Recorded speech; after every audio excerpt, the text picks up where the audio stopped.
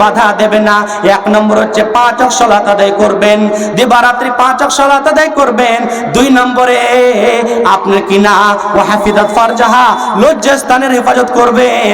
আর 3 নম্বরে নিজের স্বামীর আনুগত্য করবেন, স্বামীর আনুগত্য করবেন।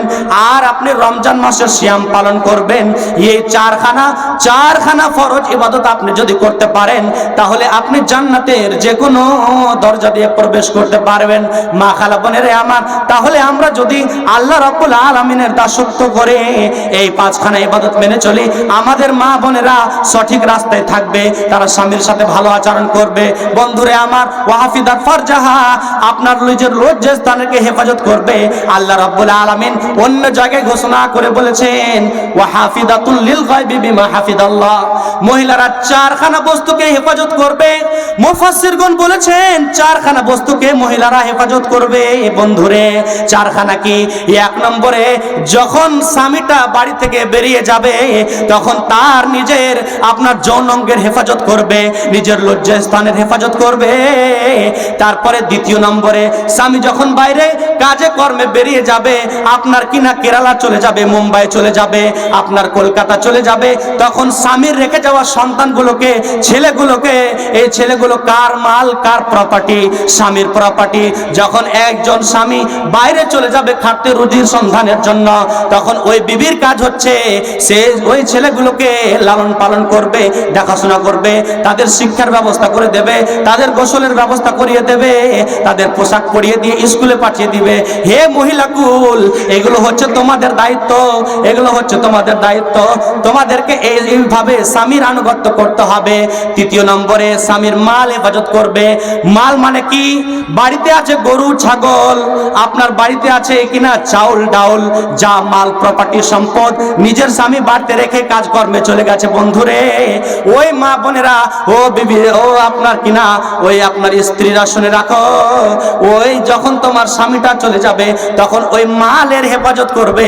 কিন্তু বর্তমান মায়েরা নিজের স্বামী যখন বাড়তে থাকে না, চাউলগুলো বাপের বাড়তে পাঠায়, আপনার কিনা ছাগলগুলো বাপের বাড়তে পাঠিয়ে দেয়, ডাউলগুলো বাপের মায়ের বাড়তে পাঠিয়ে দেয়। আসে না নাই বলেন? এগুলো করা যাবে না, এগুলো আমানতের খিয়ানত হয়ে যাবে, স্বামীর আনুগত্য করা হবে না। বন্ধুরে, ও মা বোনেরা আমার, তাহলে এইভাবে আপনাদেরকে স্বামীর আনুগত্য করতে হবে। তাহলে এই 3খানা মালকে আপনাকে হেফাজত করতে হবে।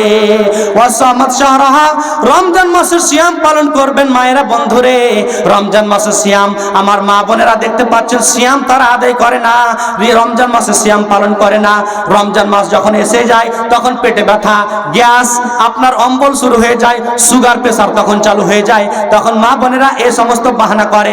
আবার অনেকে মা বোন দেখবেন সিয়াম পালন করে, কিন্তু মা বোনদের ঋতুবতী হয়ে যাওয়ার কারণে, ঋতুবতী যখন মায়েরা হয়, আপনার কিনা পিরিয়ডস যখন চালু হয়ে যায়, তখন মায়া বোনেদের 5টি 7টি রোজা ছুটে যায়, 5টি 7টি সিয়াম ছুটে যায়। এই সিয়ামগুলো যখন ছুটে যায়, এই ফরজ সিয়ামগুলো মা বোনেরা ছেড়ে দেয়। পরবর্তী 11 মাসে এই সিয়ামগুলোকে আর আদায় করে না। ও মা বোনেরা আমার, এগুলো হচ্ছে ফরজ ইবাদত, ফরজ সিয়াম। আপনাকে পরবর্তী যে 11 মাস আছে, এই মাসগুলোকে আপনাকে সিয়ামগুলো আদায় করে নিতে হবে। ও মহিলা কুল, এগুলো হচ্ছে ফরজ ইবাদত, এগুলো ছাড়লে চলবে না। আবার অনেক মা বোন আছেন নামাজ আদায় করে না।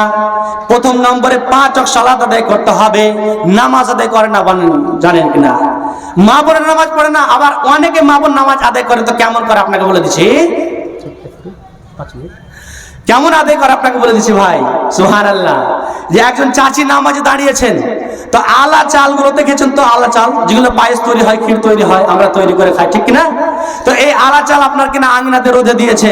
তো আমার চাচিটা সালাতে নামাজে দাঁড়িয়েছে, চাচিটা যখন নামাজ আদায় করছে, তখন চাচির ধারণা যে এখানে যদি নামাজটা আদায় করি, তো কোনো মুরগিতে কোনো কাওয়াতে এসে চাউলগুলো খাবে না। বুঝতে পারলেন কিনা?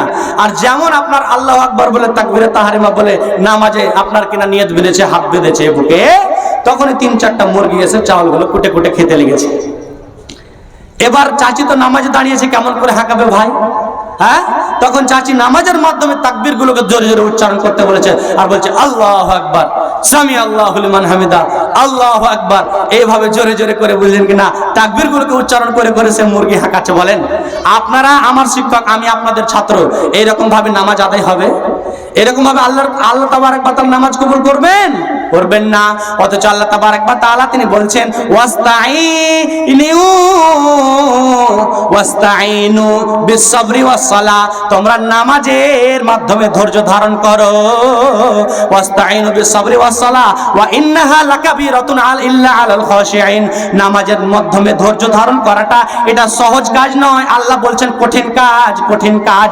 তবে ইল্লা আলাল খাশিঈন, যার মনের ভিতরে, যার সিনার ভিতরে, বুকের ভিতরে আমি আল্লাহর ভয় আছে, ওই ব্যক্তি নামাজের মাধ্যমে ধৈর্য ধারণ করবে, সবুর করে খুশু খুজুর সাথে আপনার কিনা ধীর স্থির ভাবে নামাজ আদায় করবে, যে ব্যক্তির অন্তরে আল্লাহর ভয় আছে। বন্ধুরে আমার, তাহলে যাতে করে আমরা 5 ওয়াক্ত সালাত আদায় করতে পারি আর রমজান মাসের সিয়াম পালন করতে পারি। মা বোনেরা আমার, একটু কান দেন, কান লাগান। আমরা 5 ওয়াক্ত সালাত আদায় করব, রমজান মাসের সিয়াম পালন করব, আমরা লজ্জাস্থানে হেফাজত করব, আর স্বামীর আনুগত্য করব, স্বামীর সেবা করব, স্বামীর খিদমত করব। তাহলে জান্নাতের যে কোনো দরজা দিয়ে প্রবেশ করতে পারবো, আমাদেরকে কেউ বাধা দেওয়ার থাকবে না। যাই হোক, আমি আর বিষয়বস্তু লম্বা না করে আমি এখান থেকে আমার বিষয়বস্তু আমি কি করছি আপনাকে ইতিটা দিচ্ছি একটা ছোট্ট করে গজল বলে। সাজাইয়া গুজাইয়া দে মোরে সজনী তোরা, সাজাইয়া গুজাইয়া দে মোরে,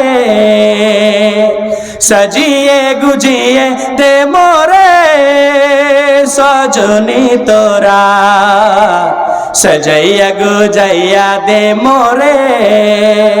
বরই পাতা গরম জলে সোয়াইয়া মশারি তলে, বরই পাতা গরম জলে সোয়াইয়া মশারি তলে,